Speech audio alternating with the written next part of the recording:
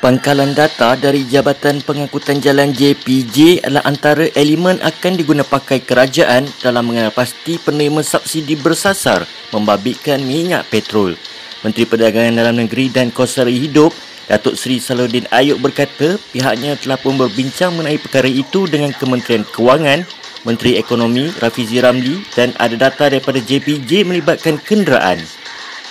Beliau berkata pangkalan data JPJ misalnya boleh digunakan untuk subsidi petrol RON 95 memandangkan kerajaan dapat mengenal pasti golongan yang layak menerima subsidi berdasarkan jenis kuasa kuda sisi kenderaan dimiliki. Beliau berkata kertas cadangan mengenai subsidi bersasar sebelum ini telah pun dibentangkan ketika mesyuarat Majlis Tindakan Sara Hidup yang dipengerusikan Perdana Menteri pada hari Selasa lepas.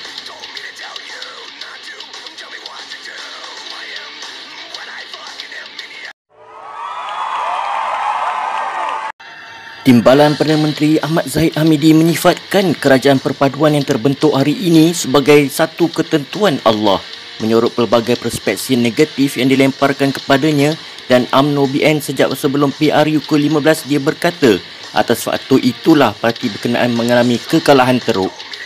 Keadaan itu katanya menjadikan mereka kekurangan kerusi untuk membentuk kerajaan persekutuan.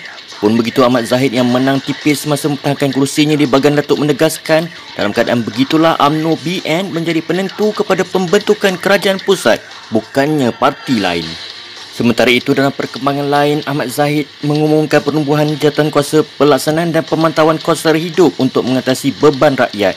Katanya dia diarahkan oleh Perdana Menteri Anwar Ibrahim untuk bekerjasama dengan pelbagai kementerian dan agensi bagi menubuhkan jawatankuasa berkenaan.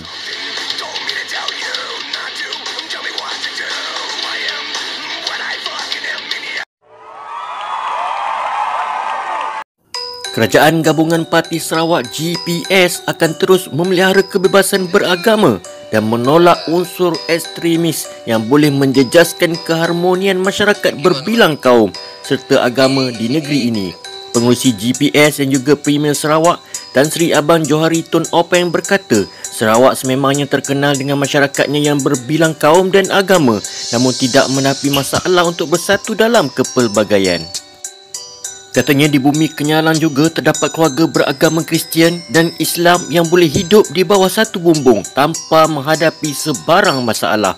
Abang Johari berkata Sarawak tidak kalis sepenuhnya daripada unsur-unsur ekstremis yang memasuki negeri itu melalui saluran cyber seperti media sosial yang biasanya digunakan untuk kepentingan politik pihak-pihak yang tertentu. Alah, semua orang dah berteka lah parti politik yang melampau agama ni parti apa.